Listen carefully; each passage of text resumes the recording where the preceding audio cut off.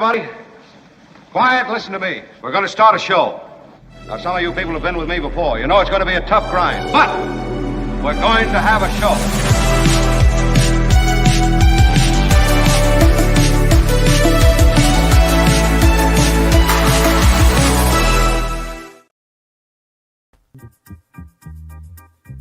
Good morning to you. Mark Thompson has the day off, as does Courtney.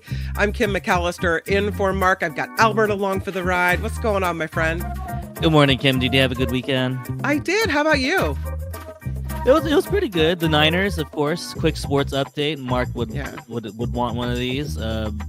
Niners played well. The Cardinals are a little better than everyone thought they were, and it's just been a good weekend. Awesome. There's a little fall crisp snap in the air. I think we're changing seasons. We're getting into that, that kind of cooler. Although I heard this week is going to really heat up around the Bay Area at least. So. Yeah, but we are into October, so it's nice to get some cooler weather, Kim, because I'm kind of over the warm weather. You talked about sports, and they fired, was it Gabe Kapler from the Giants?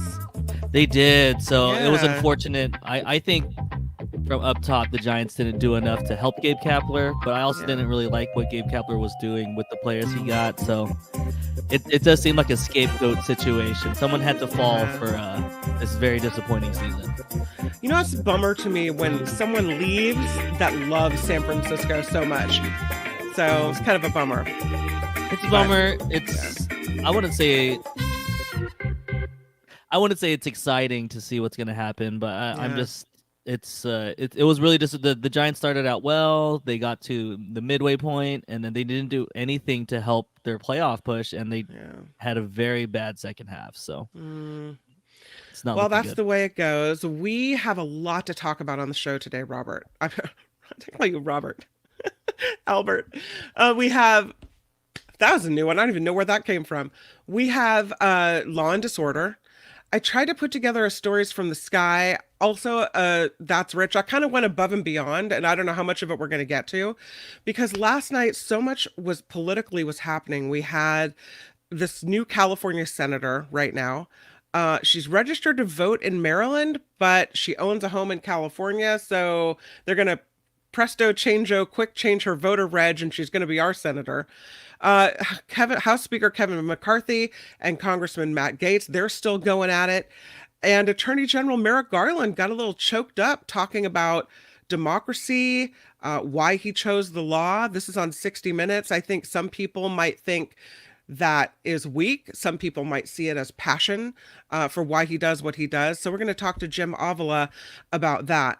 I do want to let you know that Senator Diane Feinstein's body will be lying in state in San Francisco at the San Francisco City Hall. And that is going to happen on, I believe, Wednesday, October 4th from 9 in the morning until 7 in the evening.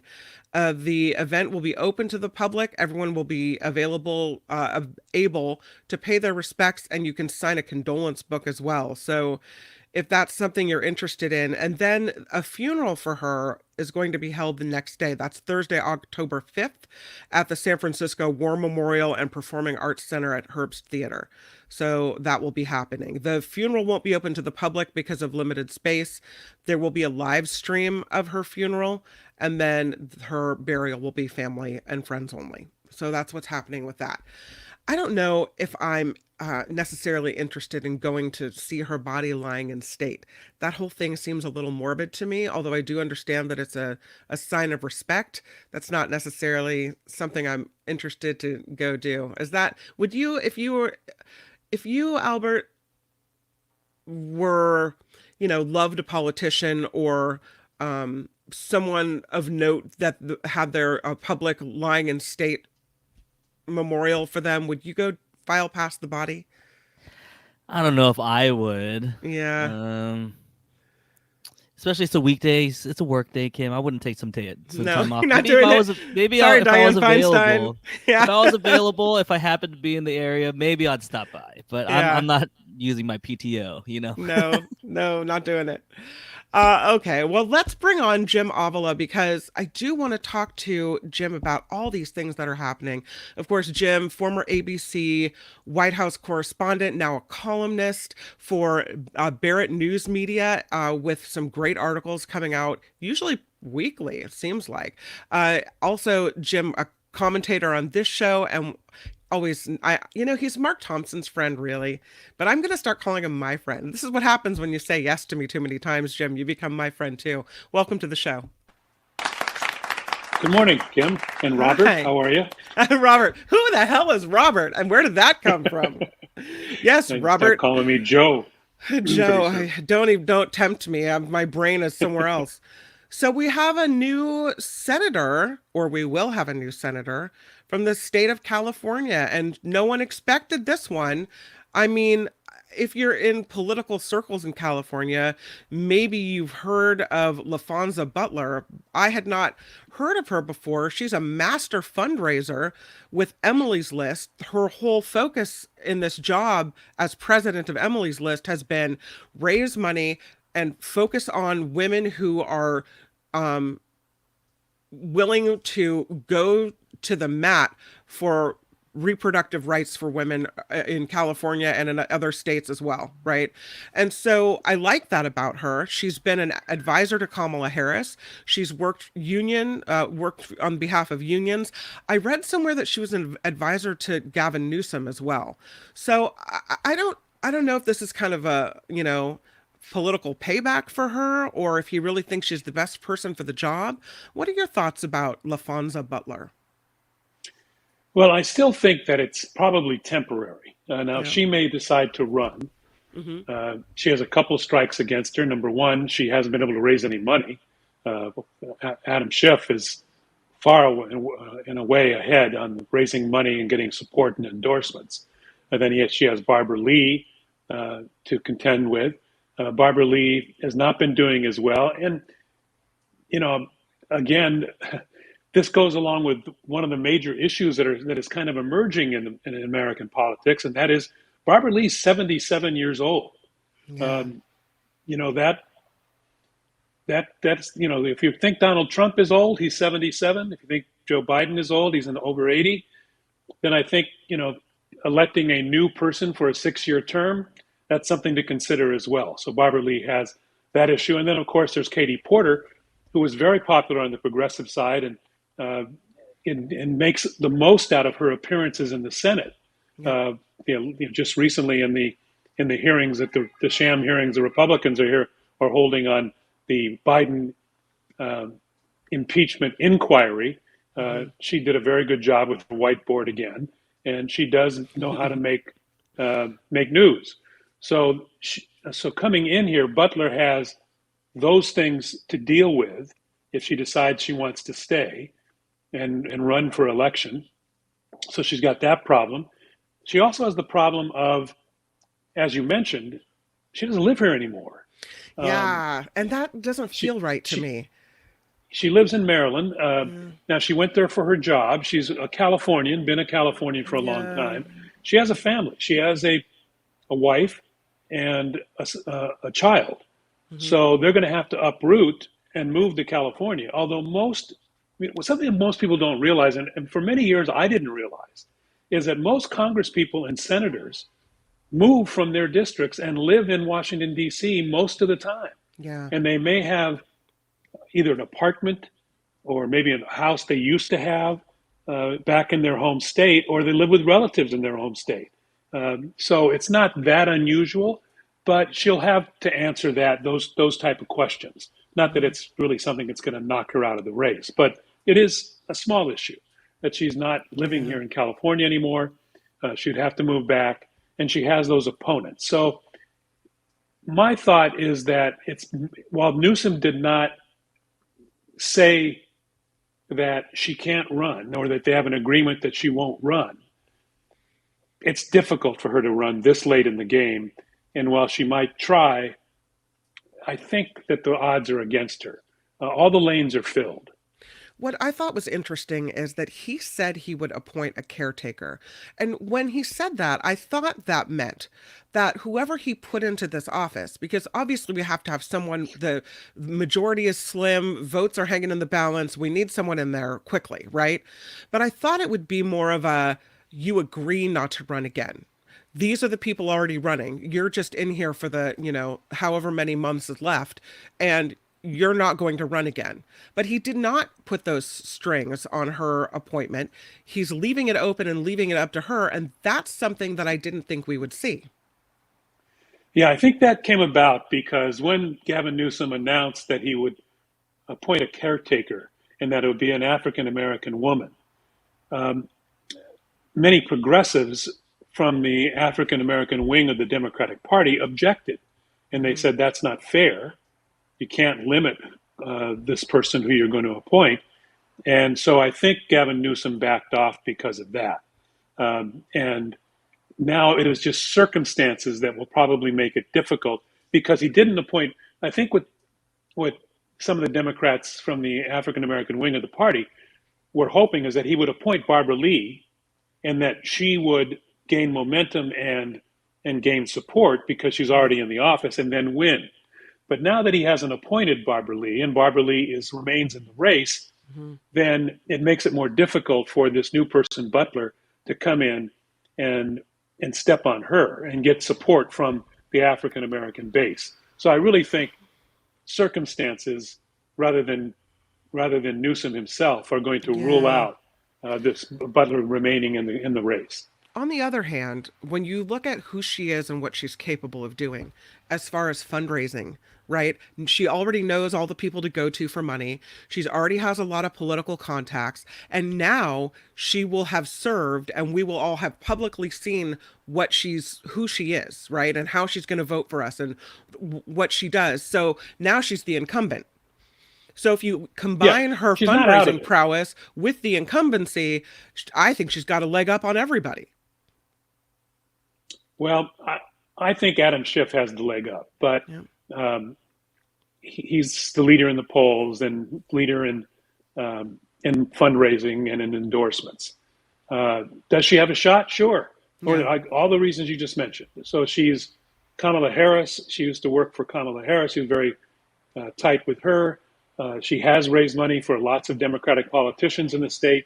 So I'm sure she can call on them for help and assistance. But I would gather now, she's got a little time, but my guess is if you went out with your handy microphone to the corner in Petaluma there and asked anybody who Laphonza Butler is, they don't know who she is. Yeah. Yeah. She has no name recognition in the state. True. She's known among politicians, but not otherwise. Yeah. I'm not all in for Adam Schiff yet. I think it's too early to be that way. Right. But Schiff has a high profile and has taken on Trump in such a way that in California, he's very popular for that. Barbara Lee has her constituency and Katie Porter has her constituency. So I think they are already, they're not household names necessarily. Right. Schiff maybe, but Lee and Porter are not exactly household names, but they're known. And I think that's tough to overcome in such a short period of time. She will become currently the only Black woman in the Senate. I mean, and a Black lesbian to boot. And a Black lesbian. So yeah, I mean, talk about, and that's one of the things Governor Newsom said when he made his statement is that she's someone kind of fashioning after Diane Feinstein who continues to smash glass ceilings. So as a woman, I mean, I can't argue with that. First of all, only one Black woman in the Senate? That's it? Wow. Yeah. Okay. I'm great. Then I'm glad we have one. Good. Yeah. I mean, I think, demographics and the reason why, of course, that Newsom committed to doing this is because he appointed a Hispanic to the other Senate race, right. Alex Padilla. So when he did that, there was some uproar among African Americans, and he at that point said, "Don't worry." I don't think he said she's going to die anytime soon, but he said if the next appointment, and everybody knew what he was talking about, would be an African American, and that's an African American woman. and that's what he did. So I think this woman Butler checks all the boxes. She will likely be a very strong Democrat and vote along Democratic Party lines. She's a very strong advocate for the Democrats' still best issue, which is women's rights. That's right. And abortion. So, having been in Emily's list, that's what she did, was she found candidates and funded candidates who would support Roe versus Wade. So that's going to be very helpful in the Senate, in the Senate itself. And, as you say, she's not out of it. It could help her in any kind of primary that happens. But there's already 3 in, and the 4th is going to be even more difficult. It'll be interesting to get to know her and find out more about her and see what she does. It's all so new. So, but this is a huge role, a huge job. And if it works out for her, it could be a lifetime role. So, it was for Diane Feinstein. So I don't know. Yeah. And she has the pedigree. She has the labor pedigree, as you mentioned. She used to be head of the union that represents nursing home workers across the state. Yeah. That's a huge union. I think it's the biggest union in the state. So she, certainly has that. She has the political acumen and the fundraising acumen, as you point out, and she has that constituency. Although she now has to split it with an already very popular Barbara Lee. Yeah. Let's move to a different topic, because there's a huge back and forth fight going on between House Speaker Kevin McCarthy and Matt Gaetz, right? Where we've seen it in the recent days play out with them sniping at each other from various, news shows.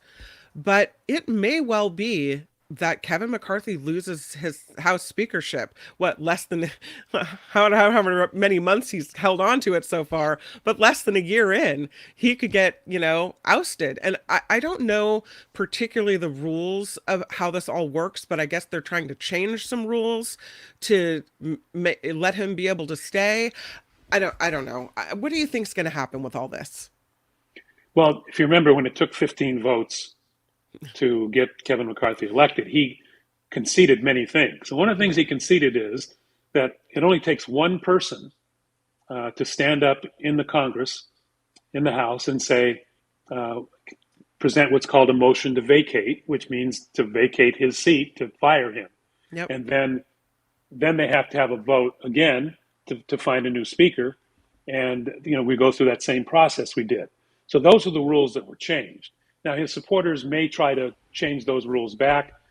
The big thing they're doing, though, and what is being threatened here, is the ethics investigation that is still open on Matt Gaetz, and that Kevin McCarthy was kind of not backing, was holding it back, in fact, so that he would continue to have the Republican majority in the House. Now it seems that Kevin McCarthy, if Gaetz goes ahead and pursues this motion to vacate, McCarthy's got that in his back pocket, and he will urge the ethics committee to throw him out of Congress, throw Gaetz out of Congress. And there's some support for that. Can they Gaetz do has that? become so unpopular. Yes, they can. Thought they could censure you, but I didn't know they could kick they can expel you. Rear end of the curb. Really? Yeah, they can expel you. And that is that's what's being considered. So it really is a knockdown drag out about who's going to win this thing. I'm not sad if I see Gaetz get expelled from Congress. I'm not crying over that at all. Right. He of course was charged with having sex with underage girls. Right. And the reason why he was not charged federally by the U.S. attorney was because the women backed out. They decided not to go ahead. There's also all kinds of theories of whether or not he paid them off, or if somehow they got paid off, and so they backed off, and there was no case. But the charges in Congress remain, in the House remain at the Ethics Committee, so that can happen. So, that's a possibility. The other possibility that's being raised is that the Democrats will come and bail out Kevin McCarthy, which, my personal belief, that's a big mistake. That's rich, right? What Democrats need to do is to step back and let them have at it. Enjoy the party, get the popcorn out, And, they're destroying themselves. Let them do it. There's no reason. I mean, even if you get McCarthy in as Speaker, they haven't done anything. It's not like you're stopping progress in the House if there's no Speaker of the House for a little bit, because the Republicans haven't passed any bills since they've been there. All they've done is set up these committees and these bogus hearings that get exposed every time they go on the air. And it's not going to hurt anybody to have Kevin McCarthy in a battle for months to come. And I've heard, this is what I've heard Republicans are saying, that if McCarthy is having to go to Democrats for support, that he then becomes an ineffective Speaker of the House, ineffective Republican leader, and that immediately, the minute he seeks support from Democrats, means he's got to go. Yeah, I mean, if he gets in because of Democratic votes, then how do you lead the Republican caucus? Right. How do you pursue their agenda without Democratic support? The 5 or so hardline right people who are objecting to Kevin McCarthy aren't going to support any of the moderate programs that may come out, or moderate bills that may come out because of this. They're messed up. They're screwed no matter what happens. They don't have a strong leader. I mean, Nancy Pelosi had a very small margin of when she was there, but nobody messed with Nancy Pelosi. No. And she would not make any deals with Republicans. And, she got a lot done. So I think it's just, let's see how this develops. It's going to be juicy. It's going to be interesting. It's not going to hurt the country any more than a Republican Speaker of the House already hurts the country. So until the next election in 2024, when hopefully, all these things that the Republicans have done to alienate the voters will come back and haunt them. Now, they still have gerrymandered districts all over the place, which protect them to a large degree. But you only need a few. Mm-hmm. And if they continue on their pro-gun, pro-abortion, anti-abortion agenda, anti-student loan forgiveness agenda, that's not going to help them with get reelected in places that are contested.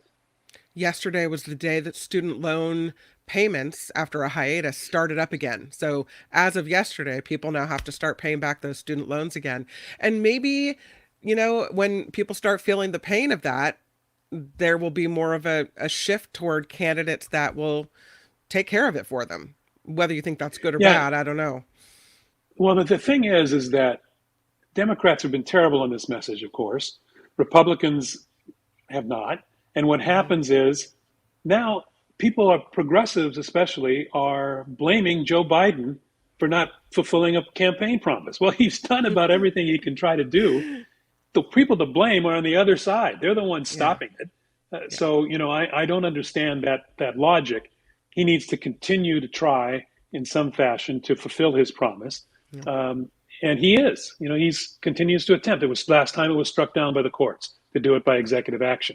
So the way to do it is to elect representatives who agree with student loan forgiveness or some kind of new program that doesn't put you in hock the rest of your life to get an education. Let's move to Merrick Garland, because you were the one who told me last night that Merrick Garland was on 60 Minutes. So, of course, I watched it. Yeah. I was surprised by this interview. I don't know why, but I didn't expect him to get so choked up about things. He, when asked how he felt about his nomination for the Supreme Court not being heard, he talked about other opportunities. He also talked about Taylor Swift kind of in a roundabout way, saying that he took the words "shake it off" to heart. And then he also says he's had no direction on how to handle the Trump cases from anyone at all. I believe him on that. Of course, a lot of people won't.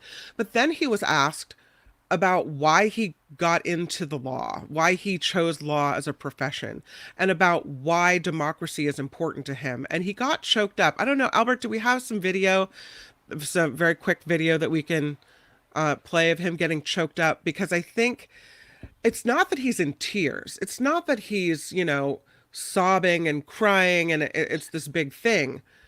But he does, you can see, get emotional, and his voice changes. And I thought, I don't know what I expected of him, or if I just don't know him that well, but it surprised me. I think some people will see that as a sign of weakness for our top law enforcement official in the country. And I think other people might see it as passion, that he's passionate for what he does and there's a reason behind it. What were your thoughts when you saw him get choked up, Jim? Well, as someone who's gotten choked up on this very program, it didn't bother me. Right. He was choked up, of course. What got him made it difficult for him to speak for a moment. Yeah. Mm-hmm. Was his recalling the fact that some of his family, 2 members of his family, right, were killed in concentration camps in Germany. Mm-hmm. And he said that what happened in Germany with fascists and the inability to speak your mind in Germany is what led him to the law and led him to the protections of the United States and to appreciate what his role is as Attorney General. Yeah. And then he spoke about that, and that's what choked him up. The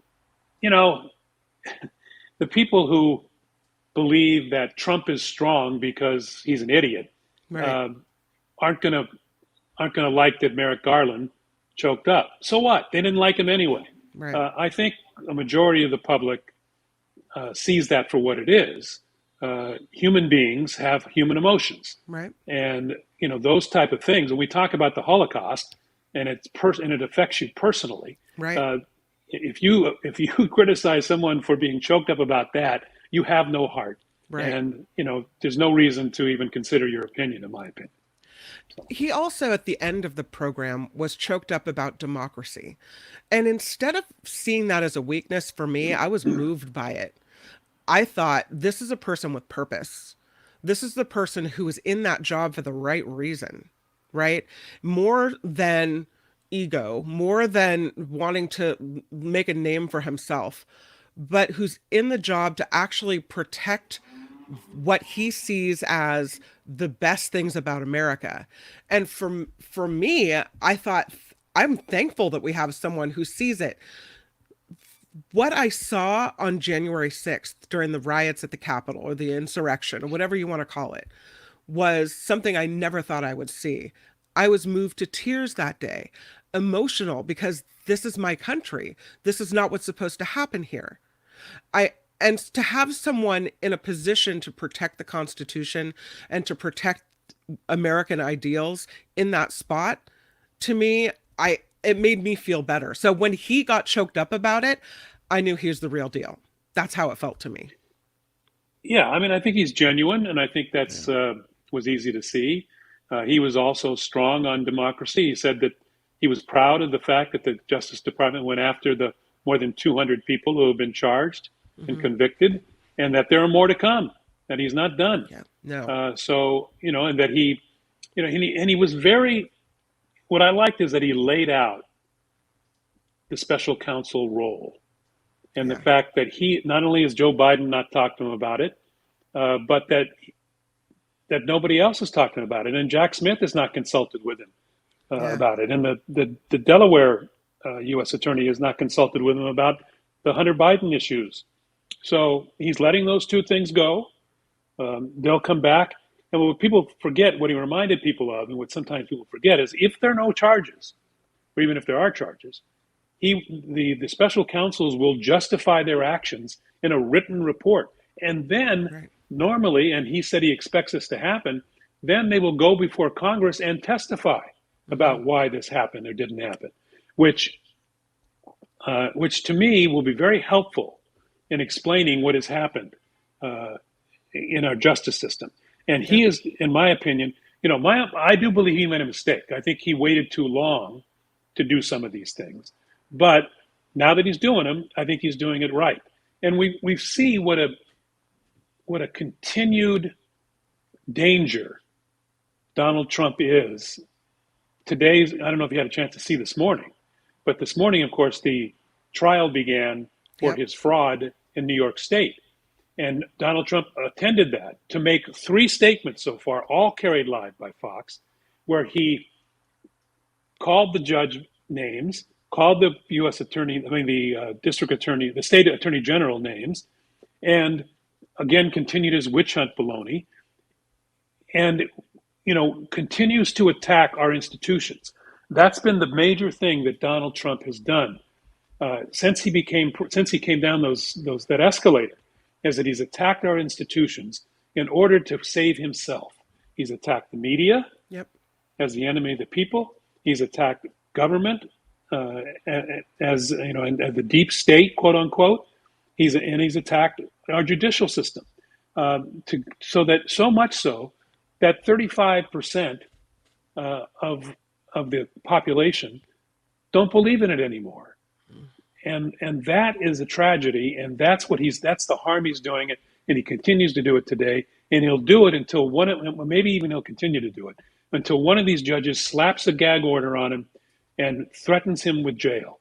Now, there is some concern that if he goes to jail, that's going to cause even more of a backlash. But you know what? There are fewer and fewer. There were no protesters today at it in New York. None. I think that people have learned a bit of their lesson about what's going to happen to them if they take the law into their own hands. Yeah. And so I would threaten him. I'm hoping that this judge, the federal judge, who has a motion before her to gag Trump, will actually do something. We wait to hear about that, I think, this week. Well, how much, I don't know how much they're supposed to tolerate.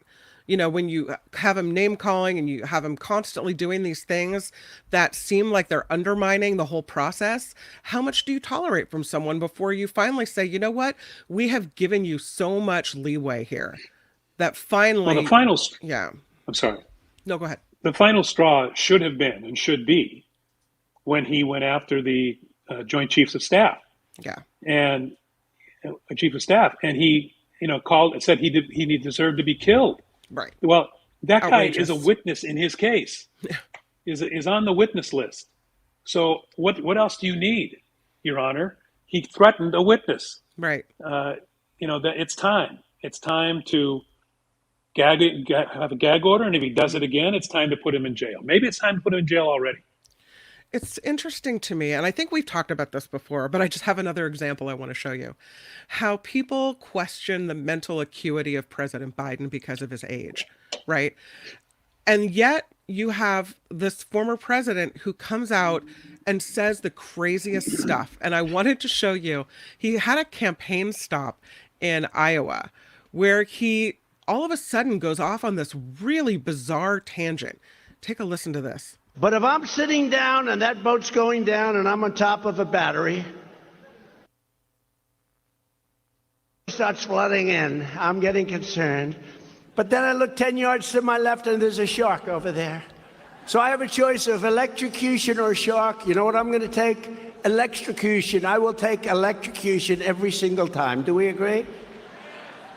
I will take electrocution. What? Okay.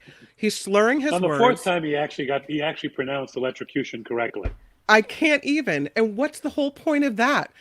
I mean, what is he looking forward to a treason sentence? Is that what it is? I'd rather be electrocuted than bitten by a shark. What is that?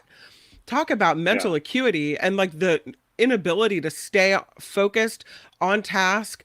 All these things should be, I guess, listen, if you're not upset enough about his treatment of women, January 6th, his treatment of democracy and the Constitution, that's not going to do anything for you. But it's just, he comes out with these things over and over again. And I don't know why anyone isn't questioning whether he's right in the head. Well, I think a lot of people are questioning whether he's right in the head, but I don't know why his Republican base is not.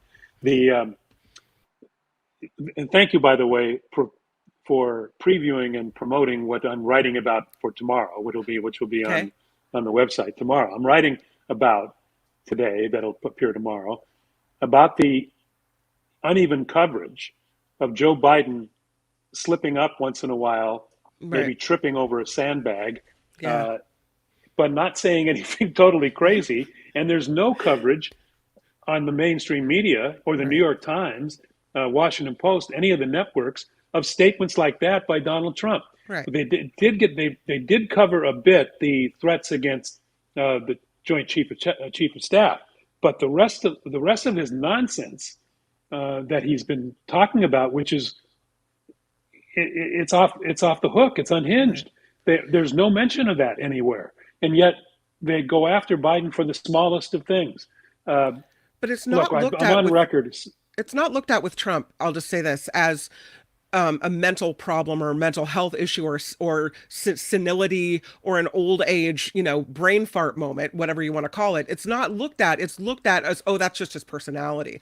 Oh, that's just who he is. That's, he'll say these outrageous things. But is it that, or is it that he's really losing it? And that's what I don't think we talk about enough.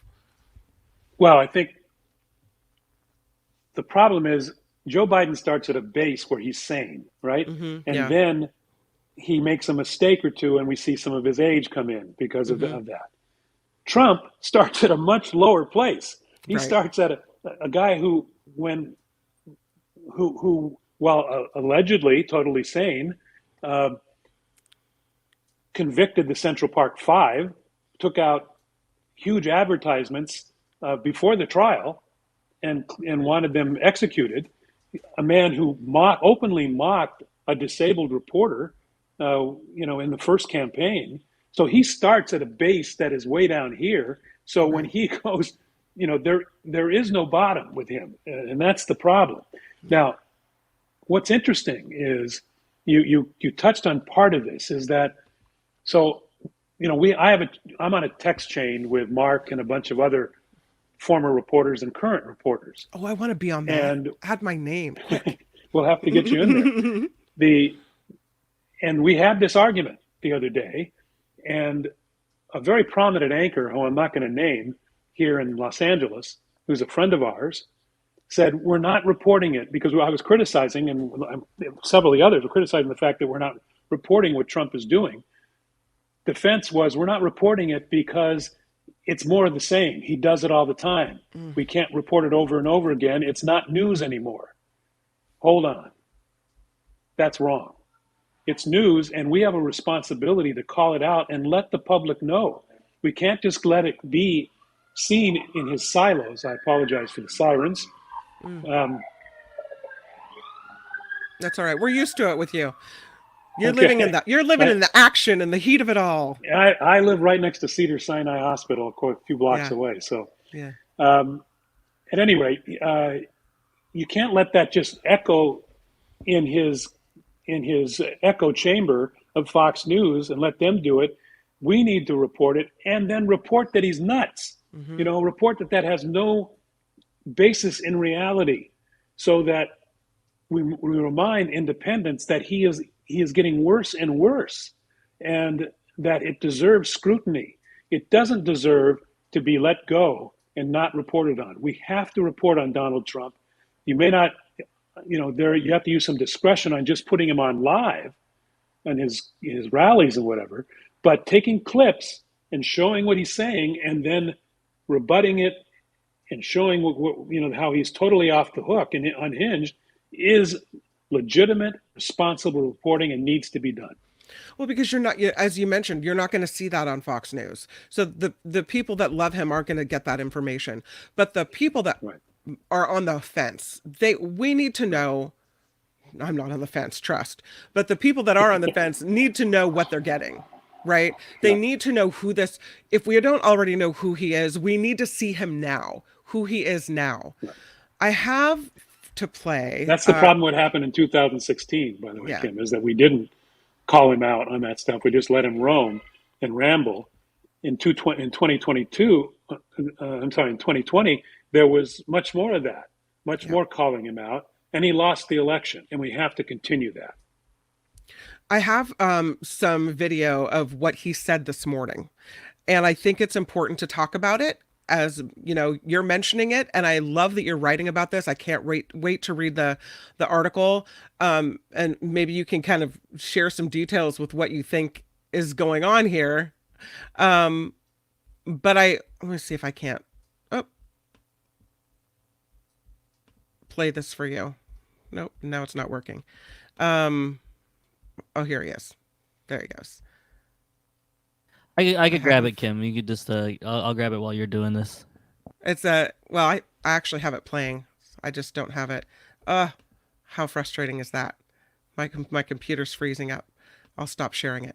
Okay. Anyway, I was going to play this what he had to say, the ugliness that he had to say in front of the courtroom, because he does look like someone who doesn't have it together. He really does. And so it's all these things that I think are important to show people, these moments that he is not only ugly, but nuts. Yeah. Fox carried it live. The other two did not, which I think is a wise decision. But I don't think we ignore it. I think we play it later in the day. We play it here. We let people know, you know, how crazy he's become. You know, Biden did a speech yesterday and took questions yesterday from reporters and looked fine. Until the very end, he kind of trailed off a little bit, and I was a little concerned about that. He didn't freeze up like McConnell, but there was a little bit of a falter there. But he did, you know, he was fine off prompter, and then he did answer like 5 questions from reporters, and the answers were salient and were fine. You know, and he doesn't go on rants. You know, he does do that, you know, that business where he says, "I mean it," and you know, things like that. I'm not kidding you, and whatever. That, you know, goes off into these kind of, but that's just Bidenisms. You know, I don't think that has anything to do with his mental status. Right. All right, Albert has the video. Let's roll it, Albert. Okay. So very simply put, it's a witch hunt. It's a disgrace. We have a corrupt attorney general in this state. You see how she does? This trial was railroaded and fast-tracked. This trial could have been brought years ago, but they waited till I was right in the middle of my campaign. The same with other trials and indictments. It's all run by DOJ, which is corrupt in Washington. Yeah. We heard from Merrick Garland last night on 60 Minutes that this is the way the investigation played out, that he had nothing to do with the timing of all this. This is how long investigations take. And it just so happened that here we are in the middle of campaign season and he's being charged every which way. And I think with the DOJ, there was trepidation about, okay, Biden won the election. We're not going to come out and make the first thing we do to take down Donald Trump and be the first thing that happens. They were deliberate about it, in my opinion, a little too slow, but I understand the reason they did that, and they let things take their course. He could have appointed Jack Smith earlier. He didn't do that because he only did it when Donald Trump became a candidate for president, and he decided that, okay, now he's running against the person who is supposedly my boss, Joe Biden. So I don't want to be involved in that. In the middle of that, I'm going to appoint a special counsel. That was the reason for the appointment of the special counsel. And that made some sense. And the special counsel didn't have to start all over again. And he used what had already been gathered by the other U.S. attorneys. But I do believe that they could have started a little earlier. But I don't believe there's been any rush to judgment for Donald Trump. No. You mentioned earlier that he is in New York because he's facing this kind of penalty phase in the, you know, how much the damages phase of this fraud trial. But something else happened this morning, and it's a disappointment for me because I was kind of thinking, why do we have this provision of the Constitution unless it's meant to be used, right? But the Supreme Court is back in session, and today they've decided they will not hear a challenge to former President Trump's 2024 eligibility to appear on the ballot. They are rejecting a challenge today brought by a long-shot GOP presidential candidate using this post-Civil War provision of the 14th Amendment that bar former members of the Confederacy from holding office. So basically what it said is if you're involved in an insurrection, right, you can't hold office in the United States. That's kind of paraphrasing, but that's the gist of Yeah. it. And so the Supreme Court refuses to hear it. So I guess the 14th Amendment is a no-go. Yeah, it was always a long shot in the first place. Yeah. I mean, I think we've said on this program that, to me, the best way to eliminate Donald Trump forever and not make him a martyr is for him to lose in a landslide in the election. Yeah. That and despite what you hear, he is setting himself up for exactly that. He will not. He'll win the primary, but a lot of Republicans, the ones who are moderates, who are not in that. So he has what, 52, 55% maybe of the Republican voting bloc in his favor. Okay, so the other 40% are not going to be charged to get out there and vote for Donald Trump. They're going to sit it out. A lot of them are going to sit it out, or they're going to vote for some third-party candidate. Yeah. So it's set up in the general election for a tremendous, unless there's something that happens on the Democratic side, unless there's some evidence that after 5 years something comes out that Biden did benefit somehow from his son's business dealings, or if he has a health issue. If those things remain the same, it's going to be a Democratic landslide.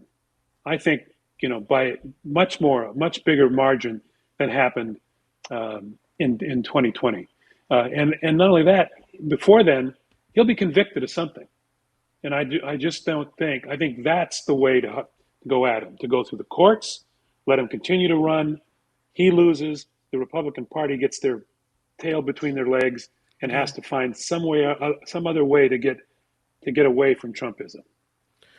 Before I let you go, Aussie Rules has a question for you. He writes, why do polls show Trump beating Biden? He'd like your comment. Well, the latest ones don't. The latest ones have them close, very close. And the reason for that is that these polls are weighted in a way that favors the Republican side. And here's why.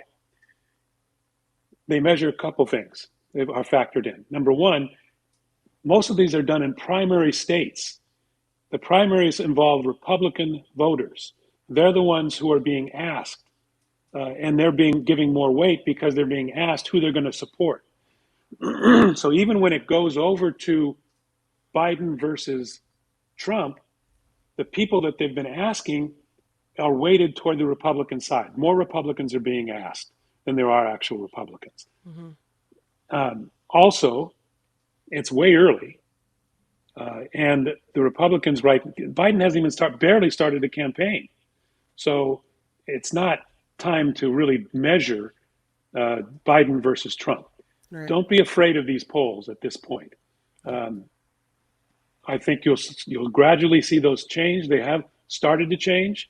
They've gone from Trump. There was some outlier poll that was, I think, NBC, might have been ABC, that had Trump ahead by 5 or 6 points.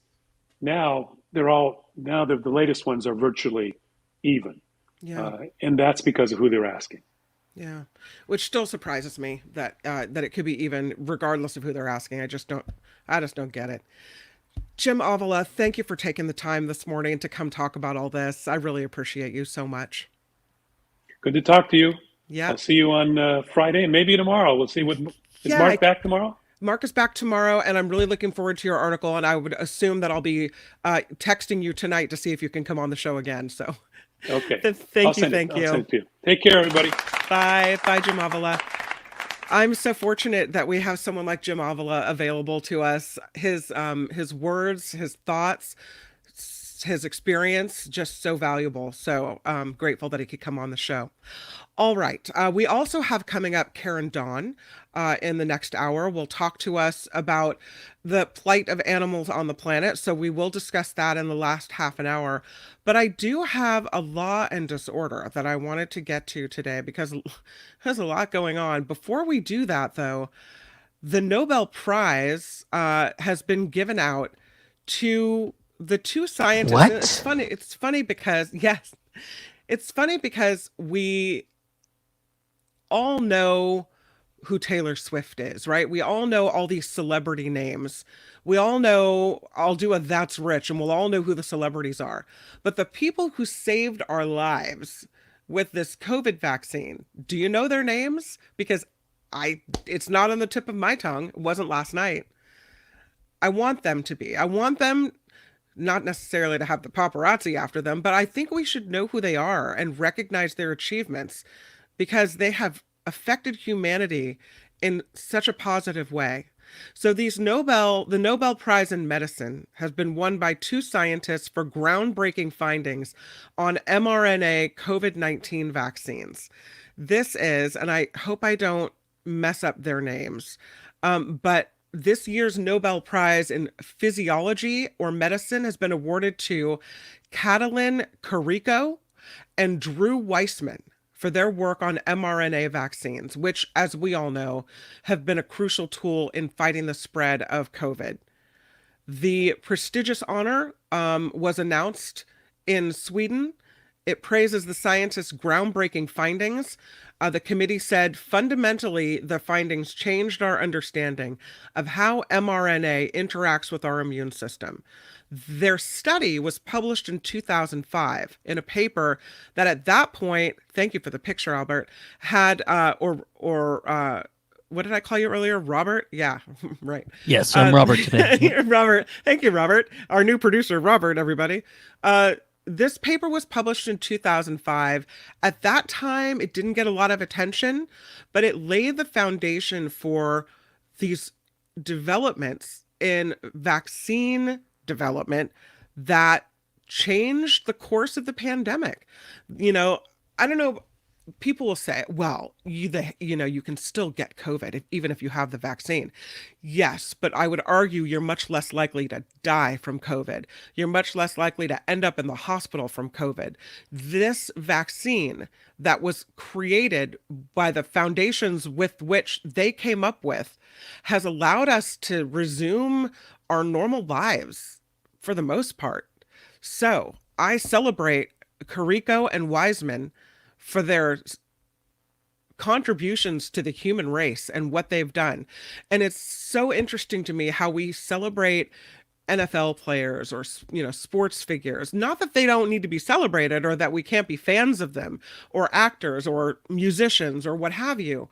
But here are a couple of people that came up with something that saved so many of us. There's no doubt in my mind that people are alive today because of what they've done. So I celebrate them, and I wanted to mention it. Another thing I wanted to mention is this safe RV park in San Francisco.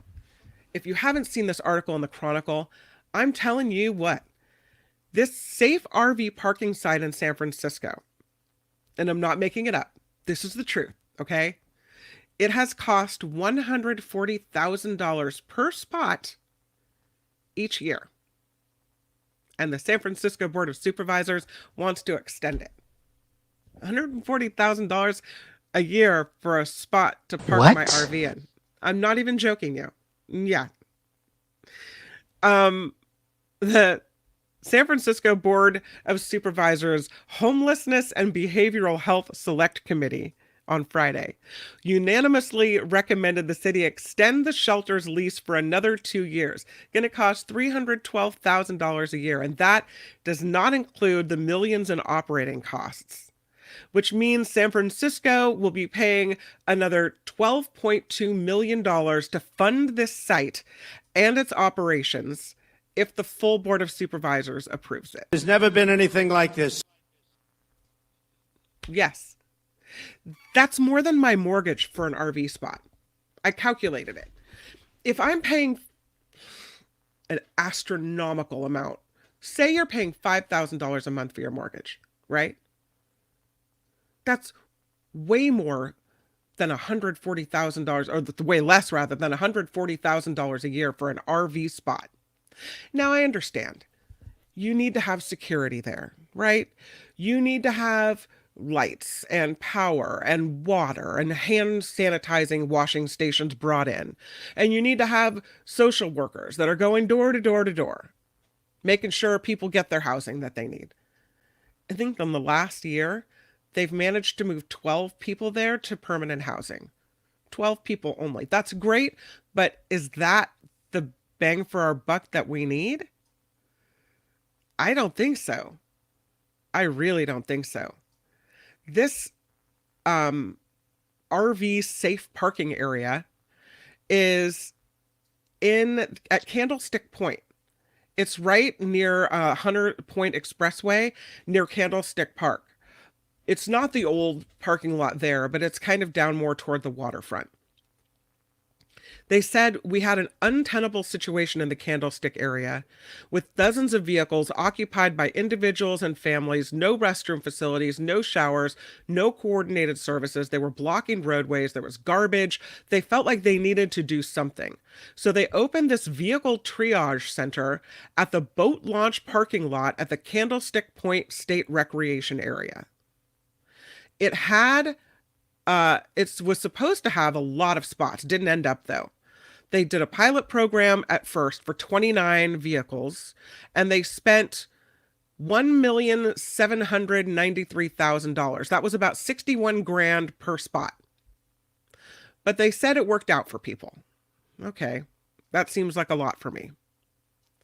They had to buy or rent shower and bathroom trailers and hand washing stations. There was a problem with the power situation with PG&E, who couldn't quite get it together. So they had to bring in diesel generators. And then people in the area complained that that was polluting the air in the area.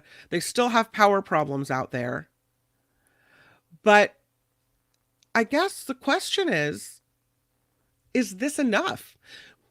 Should we be focusing on more of long-term solutions than putting people in these RV spots where it's $140,000 a year for a spot? Could you not buy someone an apartment outright for that? Could you not build something that would cost that and then give them a long-term housing solution? Because I think this is where California fails. You've heard, and I hate to celebrate Texas, but the state of Texas focuses instead of these short-term solutions, because we can't keep up this RV safe parking site forever, right? The state of Texas focuses on long-term solutions. They put their money there, and that's why they actually make a dent in their homeless problem. That's why lawmakers and homeless advocates from California are going to Texas to see what it is they're doing and getting right. Somehow we throw dollar after dollar, or I should say millions after millions of dollars at this problem, and we're not making any dent. One person a month found permanent housing at that site. That's not enough for the money you're spending. Do I want those 12 people to have permanent housing? Absolutely. But we need to do better than that.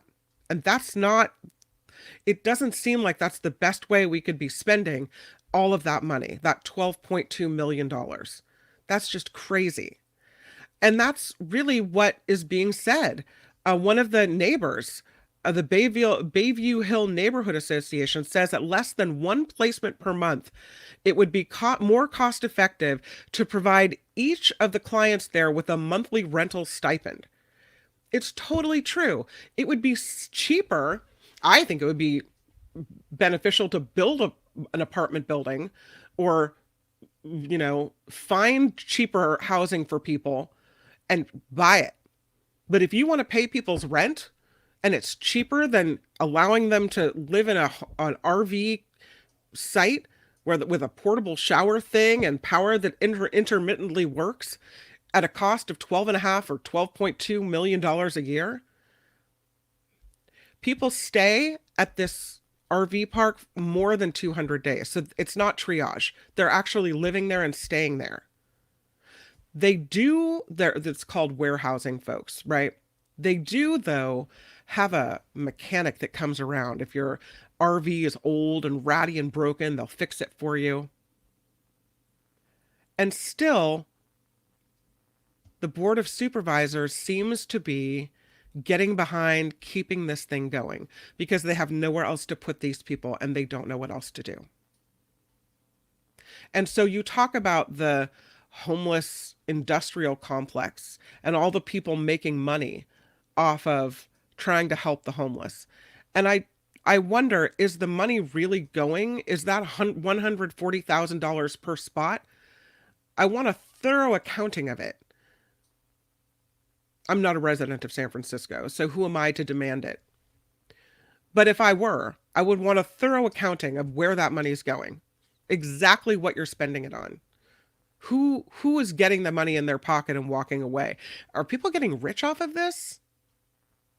Is that why we still have the problems we have?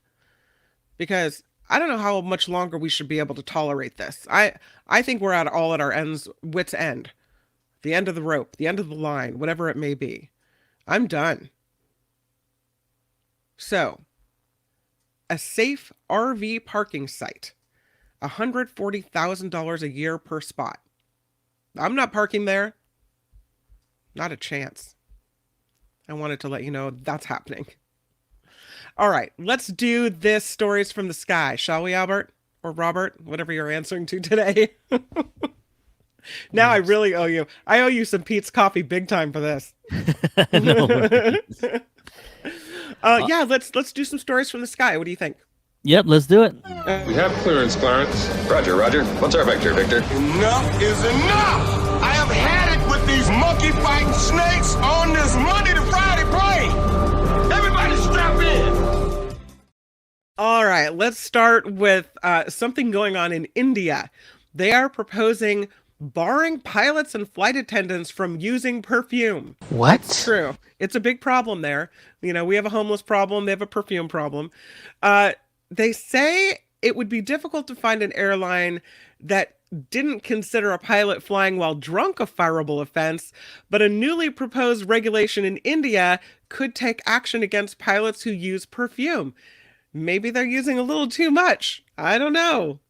India's Office of the Director General of Civil Aviation, overseeing the airline industry there in India, proposing this update to its bylaws regarding alcohol consumption. They say there's already reference to things other than alcoholic drinks that could cause a positive breath test, namely mouthwash in the guidelines. But a new section specifically mentions perfume. It says, no crew member shall consume any drug, formulation, or use substance such as mouthwash, tooth gel, perfume, or any such product which has alcoholic content because it may result in a positive breath analyzer test. Any crew member, they say, who is undergoing such medication shall consult the company doctor before undertaking a flying assignment. They don't note which perfumes can contain trace amounts of alcohol, or if wearing it on your body can trigger a false positive breath test, which I didn't think was possible, but okay. I'd be willing to bet my lunch that there's alcohol involved. But apparently alcohol can be in perfume, and so therefore no perfume. It's funny because I was thinking when I first saw the headline that it was, people being sensitive to fragrances on a the extremely strong, like at least just limit yourself to a test, like a store test, like amount of perfume a day. Yes, but that's not their point. Their point is if it has alcohol in it, that somehow maybe someone was rip-roaring drunk and blamed it on wearing too much perfume. Maybe that's what happened. I don't know. Or maybe somebody important got a positive test and for drinking on the job, maybe, and that they're using this as kind of like, hey, let's try to punish everyone and say that all perfumes could get you drunk somehow, which sounds like Trump saying you could hit the light inside the body to cure the COVID. Let's move to this next one. This is about Delta Airlines, and their CEO says, well, we probably went too far with the whole Sky Miles changes thing. Maybe we shouldn't have done that. So they overhauled their Sky Miles program and their lounge access policy. I'm sorry. Pretty much. That's the gist of it. They said at an event this week, changes are coming to the changes that they made. The change upon the change. There will be modifications that we will make. You will hear about it sometime in the next few weeks. Earlier this month, they said the changes were designed to make certain Delta could serve all loyalty tiers at the level that is expected. But now the CEO says we probably went a little too far in doing that. They said our team wanted to kind of rip the Band-Aid off and didn't want to have to keep going through this every year with changes and nickel and diming and whatnot, but we moved too fast. Some of the changes implemented in September would make it more difficult for American Express cardholders to access Delta Sky Clubs and earn Medallion Elite status. For frequent flyers, the airline will change how it awards the Medallion Elite status. There will only be one metric, apparently.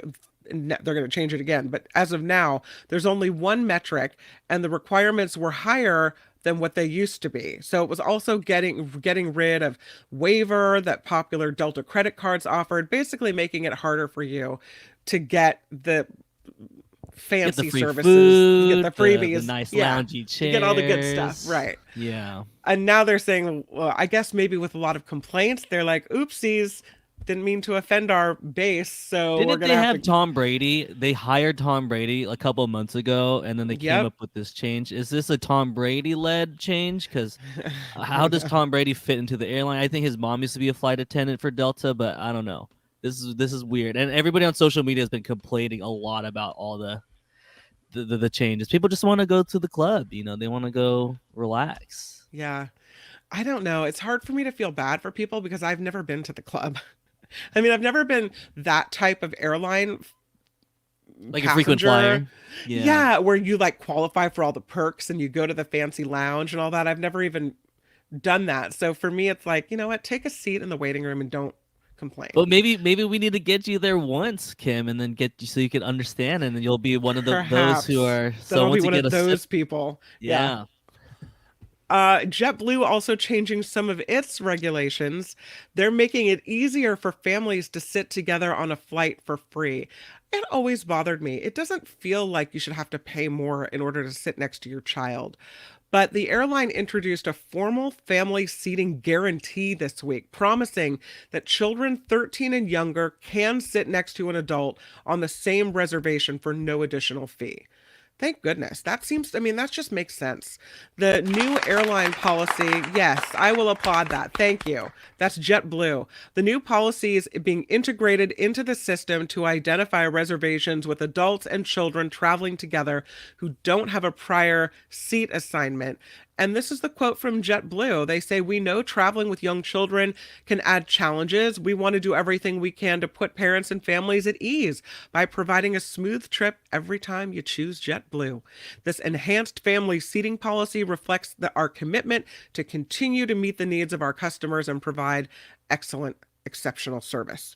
So, I mean, it just makes no sense to me that you wouldn't put a child with a kid. And I'm glad to see it. So JetBlue joining American Airlines, Frontier Airlines, Alaska Airlines, which apparently have all committed to offer free family seating by including the guarantee as part of their customer service plan. Thank goodness. So, let's talk about this story. This is, it's kind of happened on the ground, but I'll say it fits stories from the sky because somebody's not being allowed to fly home. This is another one of those, I don't know if it's another one of those tourist gone wrong stories, but this woman, she was with her boyfriend, but this woman is accused of smuggling archaeological artifacts and she's been detained in Turkey. She was, she's a Flemish tourist, and apparently her name is Kimberly, and she and her partner were in Turkey. They're from Belgium, and their trip has ended up in a total nightmare. Apparently she has this thing where when she travels somewhere, she'll pick up a rock or some type of thing from nature to take home with her. She innocently, she says, picked up 3 stones from a vacant lot to put in her aquarium at home. I have a touristy thing, whatever. One stone had flowers carved into it. The 2 others looked like they were made of marble. And she says she picks them up from a vacant lot. Well, Uh, I mean, those are some pretty extravagant rocks that just be laying down in a lot somewhere. Fancy. I've never been to Turkey though. Me neither. Maybe they have things like this laying about. Security at the Antalya airport flagged the couple's suitcase with the stones and denied boarding. In a video interview, they opened her suitcase. She says, "We weren't even near a museum. I got them from a vacant lot." She says her partner is allowed to return home, and she's told she has to stay in Turkey until the investigation is complete, which could take weeks. And since the trip was booked under her name, there she is, there she sits. They don't know when the process will happen. They just told us to wait and see, she says. She has to cover the expenses of staying in Turkey on her own. Her mother has traveled there to support her. Some media outlets in Turkey and from this museum nearby have concluded the stones have archaeological value, that the flower engraved stone is an architectural decoration piece, and the two other are floor items. So, did she grab them from... There she is, upset. Yeah, there's the floral engraved piece. So, did she try to take archaeological things home? Were they just laying around in some vacant lot? I don't know, but she's stuck in Turkey, can't fly home. That's it. I mean, if they're just rock, if she just found it, just give it back and let her off for free. I don't know what's maybe they're really trying to hammer her with she stole it, you know. And what does an archaeological artifact thief look like? I wouldn't peg her as one, but hey, who knows? You know? Yeah. Feel bad for the fish. Those rocks would have looked really nice in that aquarium. Would have looked great in the aquarium, Robert. Great. All right, that is Stories from the Sky. This has been Stories from the Sky. The captain has turned off the seatbelt sign, and you are now free to move about the cabin. There's some really interesting stories in Law and Disorder, Albert. Let's do some news first and then head into it. How's that for a plan? I love that. Okay, that sounds great. Let's do it. The Mark Thompson Show. That's right.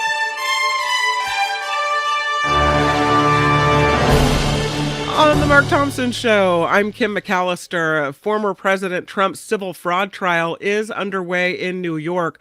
Arriving at the courthouse in Manhattan this morning, Trump calling the proceedings a disgrace and a continuation of the single greatest witch hunt of all time.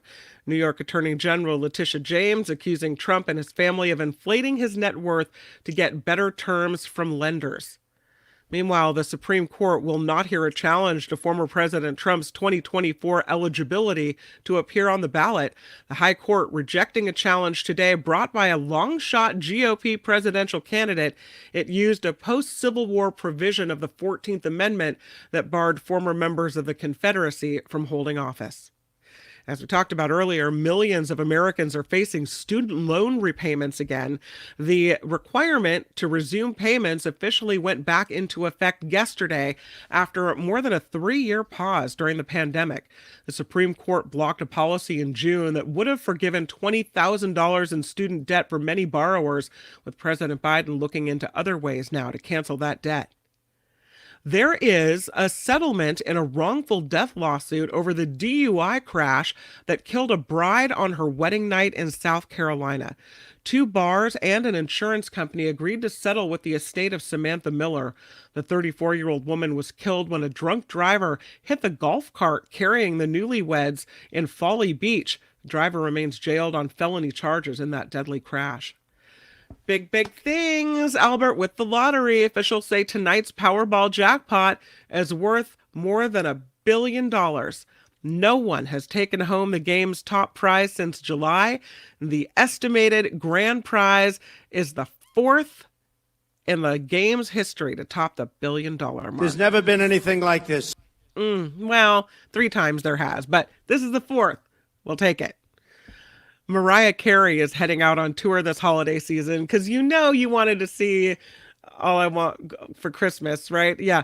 The singer announcing the Merry Christmas One and All tour kicking off November 15th with stops in 13 cities. All I Want for Christmas Is You is the top-selling holiday song by a female artist in history. Tickets for the Christmas tour go on sale this Friday. I'm not sure how much they will be, but that could be fun. I don't know. If you want a one-hit wonder, not that Mariah Carey is a one-hit wonder artist. If you want a one-hit wonder, make sure it's a holiday song, Christmas holiday song.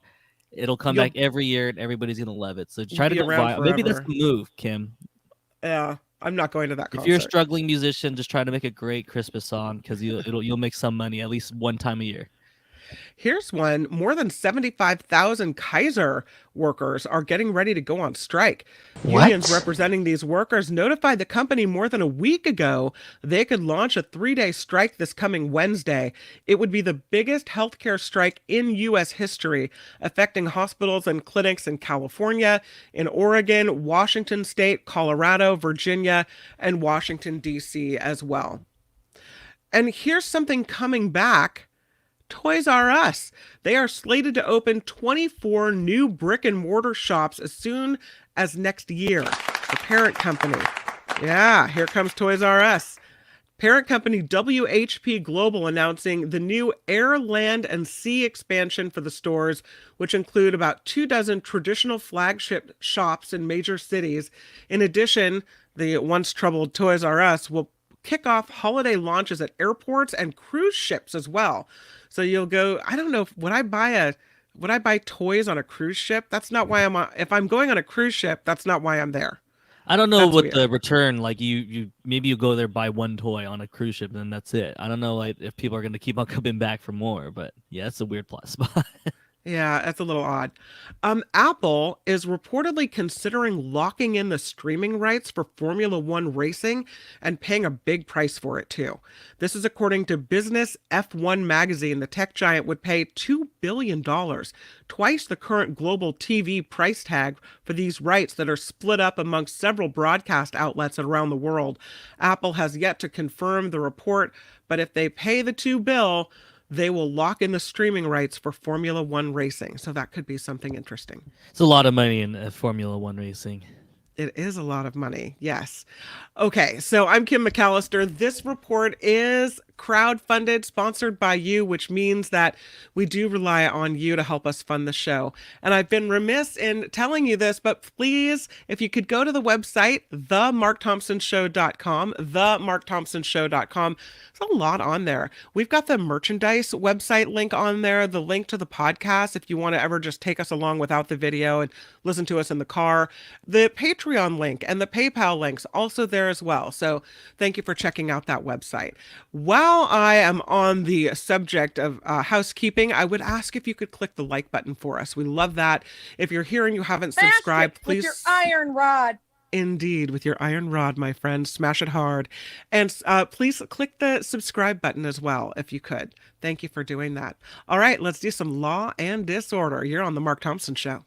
Wait, I got something special first before we get there. Oh, what do you have? Let's see if I Hi, can this is get Barbara it from first.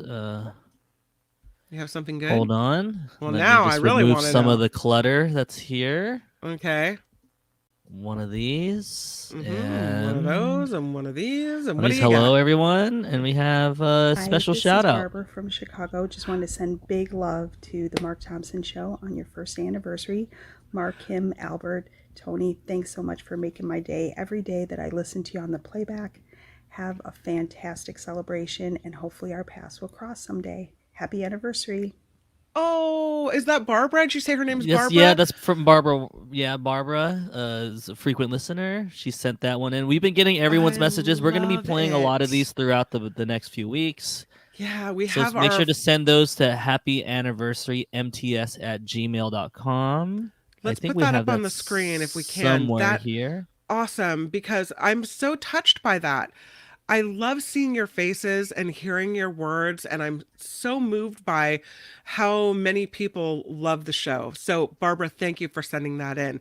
The official 1-year anniversary of the Mark Thompson Show here on YouTube and on podcast is October 12th. And so we are gathering your videos, less than 30 seconds, to happyanniversarymts@gmail.com, and we will play them, we will compile them, and thank you for sending them. I love to see that. Barbara, thank you for the message, and thank you for watching and listening. I hope our paths cross someday as well. All right, how about a little law and disorder? Sounds good. Let me get to it. Ready right. right now. In the criminal justice system, the people, pimps, addicts, thieves, bums, winos, girls who can't keep an address, and men who don't care, are represented by two separate yet equally important groups. A cop, a flatfoot, a bull, a dick, John Law. You're the fuzz, the heat, you're poison, you're trouble, you're bad news. These are their stories. All right, let's talk about something that happened in my hometown. This is in Petaluma, where two women suspected of stealing $18,000 worth of sunglasses from the Sunglasses Hut at the local outlet mall were caught by a father and son as they tried to run down the sidewalk in the mall. Yes, it was an outdoor mall. So these women from Antioch decided to come to Petaluma, go to the Sunglasses Hut, which I guess is a big target for people that are trying to, do this organized retail theft thing and steal a bunch of stuff at once. They're accused of trying to steal $18,000 in merchandise from this Sunglass Hut. Casey Canyon and Kiara Spencer, 20 years old, both of them, from Antioch, are now under arrest, each of them suspected of robbery and conspiracy to commit robbery. Also, Canyon is accused of illegal use of tear gas because she tried to spray one of the men that tried to stop her. So here's what happened. It was Thursday of last week, 12:30 in the afternoon, when the suspects were detained outside the Sunglasses Hut. They apparently left the store without paying. They were chased down by a security guard. And so here they are running with bags of stuff and a security guard chasing them. And so this father and son each grabbed a suspect. Canyon allegedly shot pepper spray in the face of the man holding her before she was tackled. Firefighters had to treat that man for minor injuries. The merchandise was returned to the store, which is why they're accused of trying to steal it, although they allegedly stole it. They made it out of the store with the things. And there's a couple of comments after the article that was in the Press Democrat. One of them said, a lot of these people involved in high crime theft are coming here from out of the area.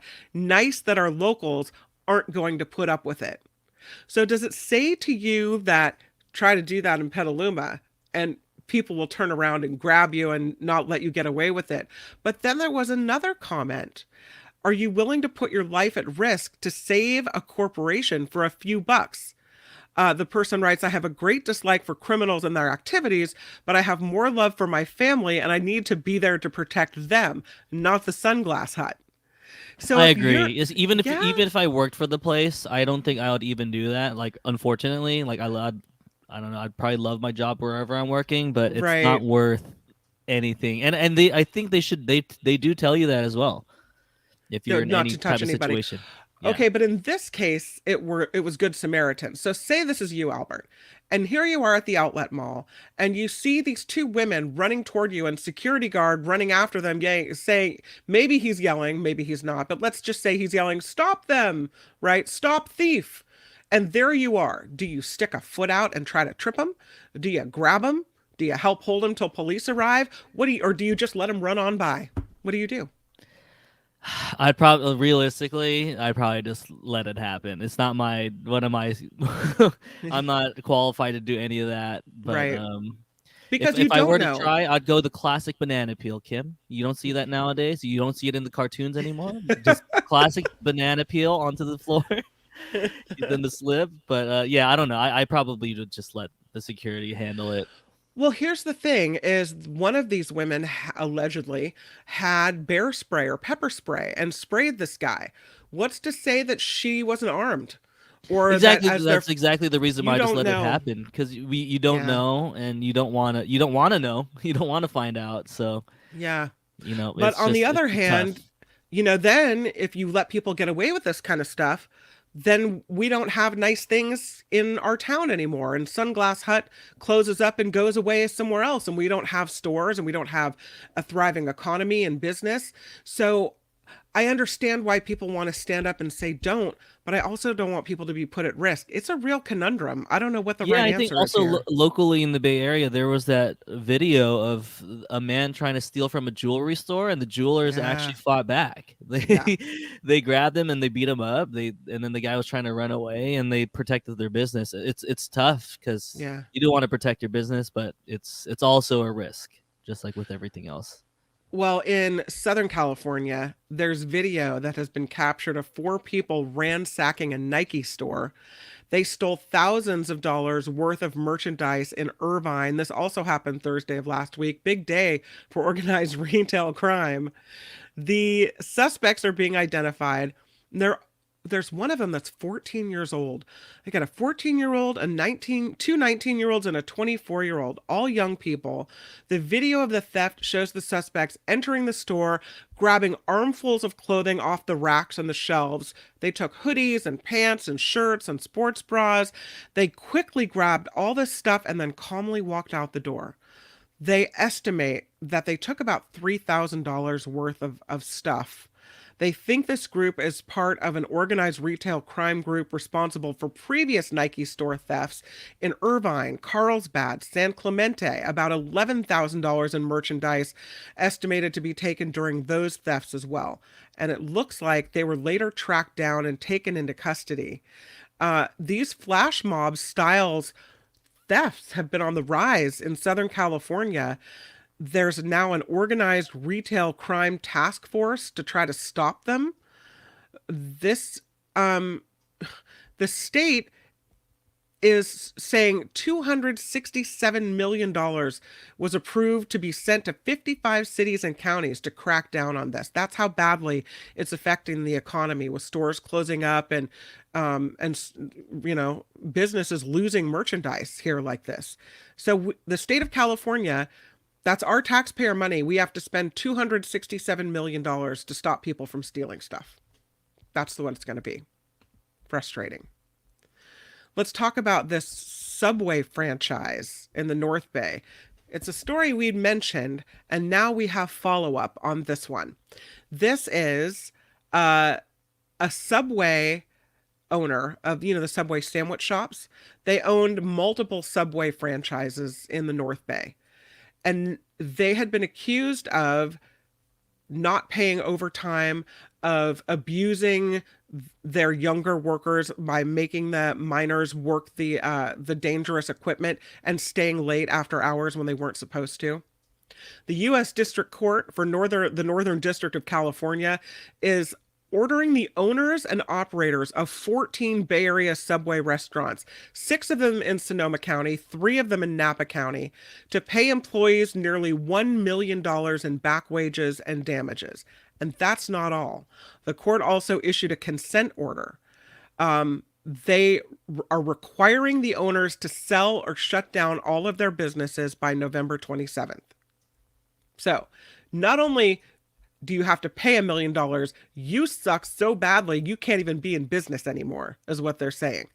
These are the actions taken against John Meza and his wife Jessica Meza after an investigation done by the Press Democrat showing these abuses. Federal investigators confirming a lot of the reporting done by the Press Democrat, finding the Mezas directed children as young as 14 and 15 to use dangerous equipment, assigned minors to work hours not permitted by law, failed to pay employees their wages regularly, including by issuing them hundreds of bad checks and illegally kept tips left by customers and didn't give them to employees. So, what an awful. Yeah, do you feel bad for them? I don't know. It's hard to feel bad for someone like that. It really is. We'll wrap up Law and Disorder with this fight that led to a stabbing at Six Flags in Vallejo. You've seen this before in Southern California with these fights that break out. I think they had a few at Knott's Berry Farm, to the point where they had to start requiring people under a certain age to have a parent or guardian present. Well, this was a big, big fight. Saturday night, Six Flags Discovery Kingdom in Vallejo. A group of minors involved in a fight that escalated to this stabbing. The victim taken to the hospital will survive. This happened right at the theme park's entrance gates, which is still considered park property. As police arrived, everybody scattered, right? The kids ran for it. The fight that led to the stabbing apparently started with an argument on social media. Saturday night, outside the park's entrance gates, two individuals who were not guests at the park yet carried on an argument that had began earlier via social media. Six Flags, they say, this is a Six Flags spokesperson, has zero tolerance for this type of behavior.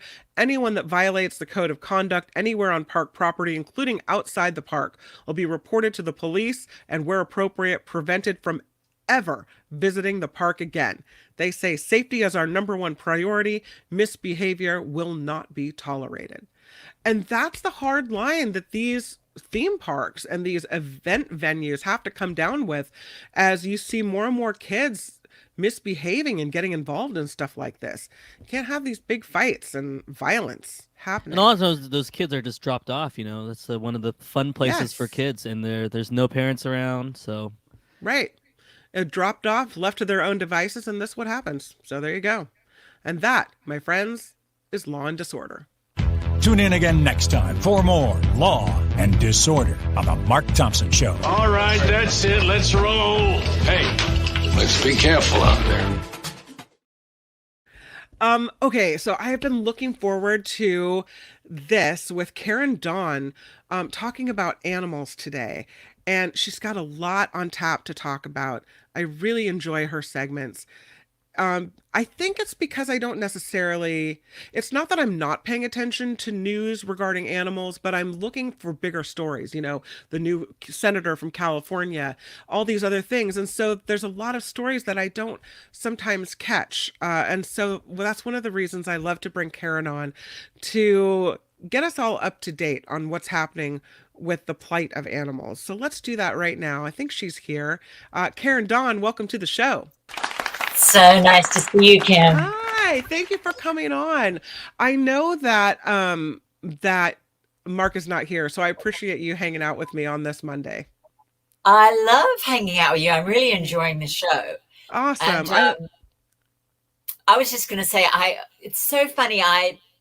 It's the most perfect segue, because I wanted to chat today about a story in the New Yorker. And I thought, I just can't resist sending along the cover of the current New Yorker that the story's in. And it's so relevant to what you and Jim were talking about with the ages of the various senators. It's got absolutely nothing to do with animals, but I have to use it as a segue. I hope Albert's got it there and he can share the cover of the current New York. No, that's the New York Times article. That's the New York Times. We're looking for the New Yorker magazine. But that's cool. I hope Albert got all the emails I sent today. Yeah, we got them. We got them. There was a lot there, so we'll sift through it and get to it. But yeah. But it says a New Yorker cover magazine. When we get to it, you'll see why I wanted to share it, because it's so relevant to what Jim was talking about. Maybe there we go. There we go. So it's in this New Yorker magazine, and that's just giving homage to your conversation with Jim and how old everybody's getting there. Right. I think if you were listening, the current New Yorker magazine, which is October 2nd, has on the cover sort of race to the White House of some sort, and it's got Donald Trump, Mitch McConnell, Nancy Pelosi, Joe Biden, and they're all on they're walkers racing along in the election race. So that's true. It's true. I know, that's funny. And what I wanted to talk with you about, and it's funny, it's in some ways the very biggest animal story, though it drives a lot of us in the animal world crazy that these issues get discussed without mention of animals. And that's what I try and do with Dawn Watch, is get my folks to write in and say, hey, don't forget the animals. But in the current New Yorker magazine, there's an article which I think I sent you a picture of as well. And it's called Redshift, is something like, there it goes. Is an all meat diet really best for us? And the reason the New Yorker is covering that is there are all these podcasters at the moment coming out, the carnivore this and the whatever, and these Jordan Peterson and all these folks saying that we should all be eating nothing but steak all day long, and that's what our ancestors ate. And, of course, as an animal rights activist, I'm vegan, and I'm not, and as is Mark, and I'm not here on the show to say, you guys have to go vegan. Mm-hmm. But on the other hand, when there's information coming out from some of these guys like, oh, the best possible thing you can do is eat no vegetables and whatever, for animals' sake, I have to correct that. And I'm so glad the New Yorker magazine is correcting that this week with this article about what absolute crap it is that it's good for your body to eat meat, and more meat. Mm-hmm. And I'm not a vegan who says, oh, you're not ever allowed for your own health to eat meat. I mean, it's not very good for the animal's health. But we have gone in society. I mentioned this last week, that my thing is the truth lies somewhere in the middle, the Tao, the middle way. And in society, like left and right, we either go towards absolutely no meat ever for your health. And obviously that's best for animals' health. If it is best for, don't know, and then we'll get to that. But then we've got now on the other extreme, it's so popular, these diets that say nothing but meat. And the New Yorker magazine said, well, for one thing, a lot of them are based on, well, this is how our ancestors ate. Our ancestors didn't live very long. And people seem to forget that I think at the moment we're having a 1 or 2 year dip in life expectancy because modern living is so bad for us. But over the last 100 years or so, we are living longer and longer and longer.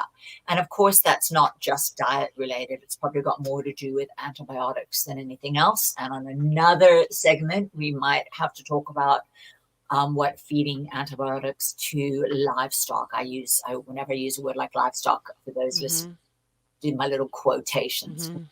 Hearing animals, members of other species being referred to as if they're objects. But of course, antibiotics has something to do with it. But also our diets, whatever our ancestors used to eat, they didn't live nearly as long as we do. So I don't know why we're sort of delving into how long, what did they eat all meat? But the answer is no. And then there's a quote from this New Yorker magazine, and I hope Albert might share it. And they did, I hate experiments on rats, but sometimes, even though experiments on animals have mixed results, we can learn some things for them. And I love this quote. Our sexy lean mice who ate high protein, low carb diets were the shortest lived of all. The researchers wrote, they made great looking middle-aged corpses. So I'm not arguing for a moment that you can't lose lots of weight if you go on an all-meat diet. In fact, if you go on any diet where you are cutting out a whole bunch of food that you're used to eating, you will probably lose weight. And if you lose a lot of weight, you will probably get healthier for a while as well. So whatever diet takes it off might help you for a while. But if you really want to shorten your lifespan, what the current New Yorker magazine says the way to do that is with an all-meat diet. And I happen to have come across that article because that's what I do is I look at mainstream media exactly as I had finished watching the Blue Zones documentary series. I don't know if you've seen that, Kim, but it's well worth watching. It's on Netflix. Are you talking about the Blue Zone? It's called Live to 100. Yeah. And it's about the work of Dan Buettner, who has been studying the blue zones for a lot of his life. And the blue zones are the 6 places in the world that are famous for having lots and lots of centenarians. And, I sent a link to the trailer for it, and I don't know, I'm trying to think of how well it will translate to people who only listen. But can we play a little bit of that, Albert, and see if it translates or it looks pretty, but let's see if we can hear. We get dinged for playing that probably, and we probably for copyright reasons shouldn't, but that's okay. But it's really interesting. And what I wonder is what all of these blue zone places have in common that allow people to live long lives like this? Because you say they have the biggest concentrations of people living more than 100 years, right? Right. And it's not a vegan series. I don't think Dan mentions the word vegan in it once, and most of the Blue Zone folks aren't strictly vegan. The only Blue Zone in America is actually the Seventh-day Adventist area in Southern California, and they are all vegetarian, and a lot of them are vegan. But Dan, if you mention the word vegan, people turn off. So Dan doesn't say it once in the whole series, and people aren't vegan. But something that does come up is when you see the food they are eating, it is pretty much the opposite of the food I'm watching on The Bear at the moment on Netflix, on Hulu, which is such a fun series. But it's about a restaurant. It's all this meat being served all the time. Right. And on the Blue Zones, when they show you the food that they're cooking, and they are big piles of vegetables and sweet potatoes. And Dan tells us that most of them eat somewhere between 5 and 15% protein in their diet. And so while it's not saying you must go vegan, and animal folks like me would love people to go vegan for animals' sake, right, they most certainly are not eating 80% meat or whatever some of these carnivore podcasters are recommending at the moment. It's just rubbish. And so that's why as I said, they don't talk about animals on these podcasts, but of course the thing that affects animals more than anything is the billions and billions of farm animals we eat at the moment. And then because animals taste good, you get folks trying to say that, oh, it's really good for you to eat nothing but animals, but it's not. And in these places where they live to 100, they are eating almost entirely fruit and vegetables. I love that they're drinking wine. Yeah. So it's funny because a lot of people it's interesting when you talk about, being a carnivore, omnivore, whatever, that the way you have lived your life, you're passionate to defend it. And so if it seems to me that people that are vegan are like, I'm passionate about it and let me tell you why you should do it. And people that are meat eaters are like, no, we were, in history, our bodies are meant to have meat and here's why. And here's the physiological reasons. Right. I don't know. I tend to find a balance somewhere in the middle. And then when you talk about animals and then, my husband calls me the reluctant carnivore because I don't want anything on my plate that looks like it had ever been alive. And so if I can't handle the thought of the killing and I can't handle the thought of what happens before it ends up on my plate, then maybe I'm a person who should really consider that, I'm more of an animal lover than I ever realized I was. It's funny, Kim, what you say about how, if you're vegan, you do everything you can to defend that. And if you're carnivore, you say that we should be eating nothing but meat all day long. Yeah. And I think that's why Mark has me on this show, is because that's not my way. Even though I am vegan, I'm an animal rights activist. I've devoted my life to helping animals because they need it so badly. I don't get on there and say that's necessarily what's best for everybody's health and everybody should do that. Right. But what you've just said about, you don't, it's so interesting because I think an awful lot of people eat the way you do, that they just don't want to think too much about what they're eating. Right. And what's so funny was that, since I've been involved in the animal rights movement, I've been vegan now for about 20 something years.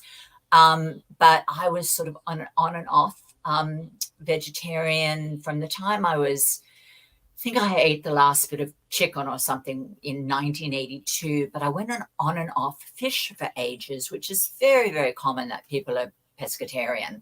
And one of these days we'll do a show on fishies who happen to be the cutest, sweetest little, but people just don't have a whole lot of instinctive feeling for them. But I went on and off fish for ages, but I did something that was a little bit the opposite of you. I would never order fish unless I ordered the whole fish, because I wanted to be utterly conscious that I was choosing to eat an animal. And that is probably why I eventually went in, because I just, it's like, no, I just see that grosses me out. I never want to see the head or the eyes. I don't want any recollection that it was ever a living creature. I don't want that. I don't want to see that. Yeah, I get that, and you'll do what you're meant to do, but of course my instinct is she's a veg at heart. But at Oh, least, Heather's been a pescatarian since 1993. Right on, Heather. oh, Heather, we've got a show coming up for you, my love. Yeah. Because it's funny when people are so surprised when they learn that you can, train your pet fish to do tricks, and they when you go diving and the grouper get to know the regular divers, and they come up and they're rubbing themselves against them and stuff like that. But we do tend to have a little bit of a less connection towards fish, so pescatarianism is very, very common.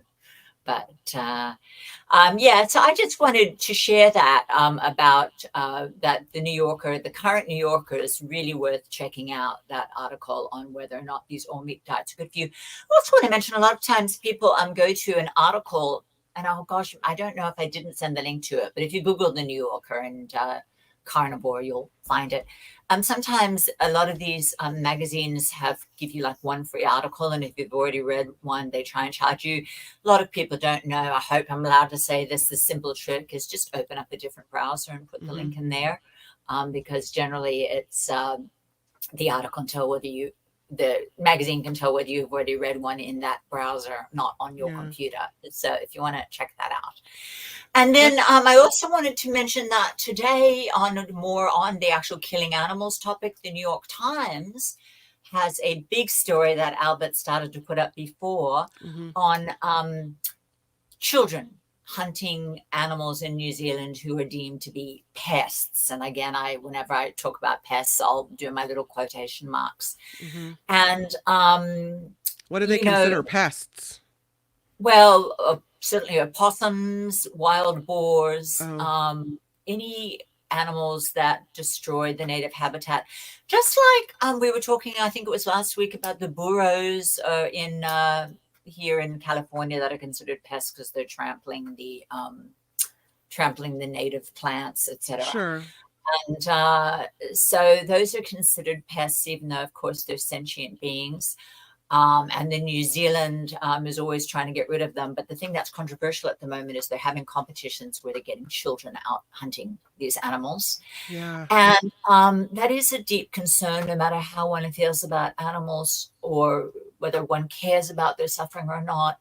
The link between children who enjoy killing animals and who grow up to kill humans is incontrovertible. And something like 95% of serial killers started out by torturing animals. And sadly, if you read this article in the New York Times, you find out that some of these kids who they've got out hunting the animals do start torturing them and are drowning baby possums. Oh, yeah, no. So we're basically teaching children a lack of compassion for other species, which is very different from teaching them that it's fine to eat other species, to go out. And it's funny because I'm a bigger fan of hunting than I am of factory farming, that's for sure. And so I'm not saying, oh gosh, it's terribly wrong to take your kids out hunting for deer. But the idea that you're going to have competitions, saying the more of these pest animals you can kill, the better.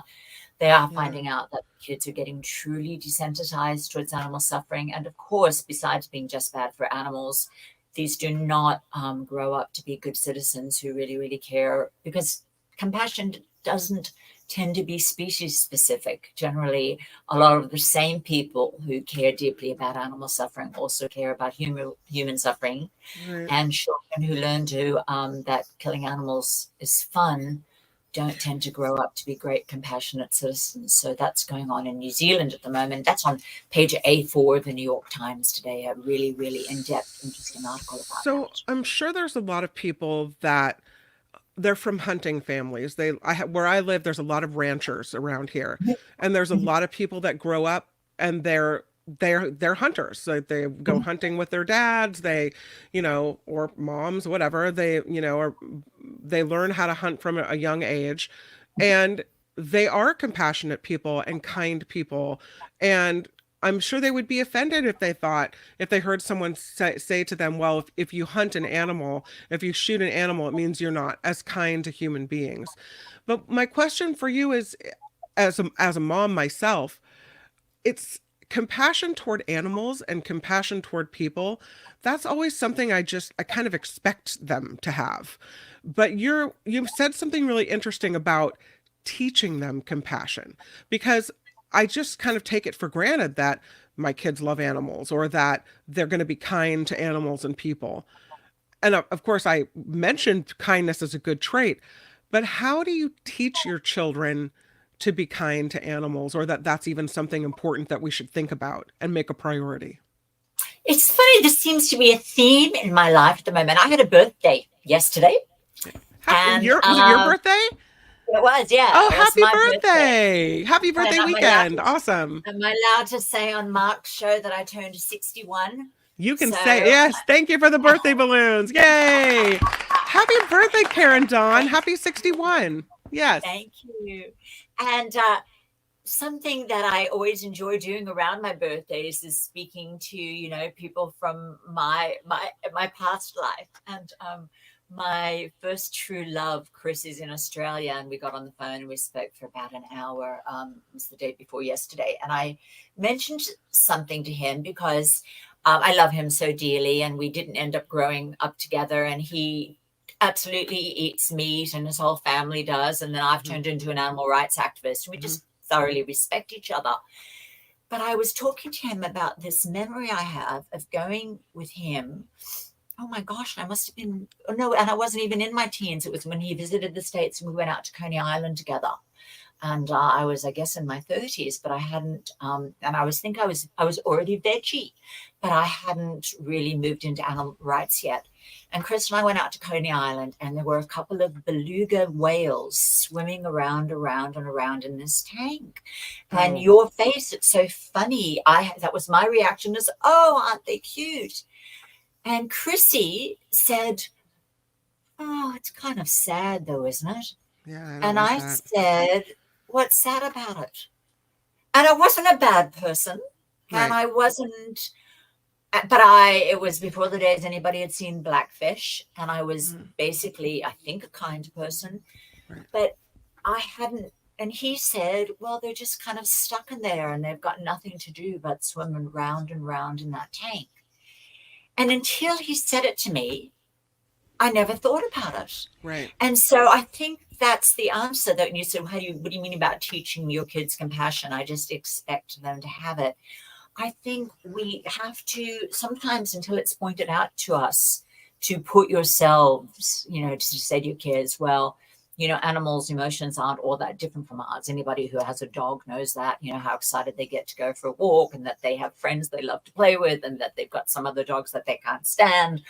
Until you teach your kids to put yourself in the position, empathy for other species, it doesn't necessarily just come naturally. Just like when I looked at those belugas, I thought, how cute, not, oh my word, how would I like to swim around in a little tank all day long? And belugas are probably as intelligent as we are. So it's just the most awful torture, and I've never thought of it. Yeah. And then also when I was moving into animal rights, and I remember my friend Tony, again, not a veg person, but when he learned that I was really getting serious about animal rights work and that this is what I wanted to devote my life to, he said, check out the rodeos. And it never occurred to me that there was anything wrong with rodeos. And now Mark and I, we did a show on this a couple of weeks ago where we talked a lot about it. Right. But it happened that Tony had read an article in GQ magazine where he learned the details about what happens to animals in rodeos. But it had never crossed my mind that there was anything wrong with it, that those animals would rather be doing something else that day, and that they weren't having a whole lot of fun bucking in the arena with humans on top of them. So I guess that's what it is about when you say, how do you teach your kids kindness? Just to sort of, get them to think about what an animal might be going through and how that animal might be feeling about it. Right. No, that makes complete sense. Karen, I so appreciate you stopping by the show. Happy birthday. You look amazing. Thank you. And as someone said you don't look 61. But you know what I think? I think that there's absolutely nothing wrong with saying I'm 61, absolutely proud of it. And 61 is a great age, and you look amazing at 61 or any age. So awesome. You know what? I'm always so surprised when people lie about their ages, because if I told those guys I was 41, I'd be like, God, she's lived a rough life, hasn't she? way too much vino, Karen. Whereas it's That's like, totally true. Gloria Steinem said this is what 40 looks like, and that was years ago when 40 was still considered kind of old. So it's like I'll say this is what 61 and vegan looks like. You know, I feel happy and great, but then I shouldn't preach the vegan thing. I know, and people should just do what they want to do, but they should know what they are doing. That's what absolutely. Wake people up and let them make their own healthy choices. Awesome. Thank you for coming by every Monday. I can't wait to Always see you next Monday. Thank you for being here. I look forward to it. Bye. Thank you, Kim. Bye. Karen Dawn, everybody. Excellent. What a Mark Thompson show we have had. We have some thank yous today. We got $1 a day, Pinky. Thank you so much, Pinky. You're so kind to always support the show. Thank you. Yes, thank you. Pinky, you're awesome. And thank you to Mr. J. Willis 1 for a $10 super sticker. We totally rely on you guys, so I'm very grateful. Thank you so much for all that you do to help support the show, to do that. So on behalf of Mark and Albert and Tony and myself, much appreciated. Thank you for taking the time to support the show. And thank you for being here as well. Mark will be back tomorrow, and we've got some great things lined up for tomorrow. I know that we have a lot of stuff I didn't get to today, including a That's Rich, which maybe Mark will want to do and maybe not. I can't wait to hear what Mark has to say about our new California senator. So I'm looking forward to that. I'm sure he'll talk about it with us. And I'm looking forward to visiting with you again. We've got the After Party Live that is coming right up. And Albert, I hope you have a great afternoon as well. Yeah, I think we have David K. Johnson tomorrow. Maybe another Jim Avila. His piece might be out, and he might want to talk about it. So we have a lot going on tomorrow. We do have a lot going on tomorrow. I hope to see everybody right back here on the Mark Thompson Show. Let's start the music and wrap it up. We have the After Party Live coming right up, where we'll get to some stories kind of off the beaten path and do that. But until then, thank you for being here. I know Mark isn't here, so thanks for sticking with me. My thanks to Jim Avila for popping in to talk politics. My thanks to Karen Dawn to popping in to talk about animals and being vegan and what that all means to her. And thank you for participating in the show as well. It's so nice to have you along. We will see you tomorrow here on the Mark Thompson Show, themarkthompsonshow.com. Don't forget to send your videos under 30 seconds to us at happyanniversarymts@gmail.com. happyanniversarymts@gmail.com. Tomorrow I have some really exciting news about Tenuta Vineyards, and so we'll talk about that on the Mark Thompson Show. Until then, thank you for being here, everybody. And as Mark always says, Stevens for the Mark Thompson Show. Bye-bye. Bye-bye. All the time. Bye-bye. Thanks, Albert.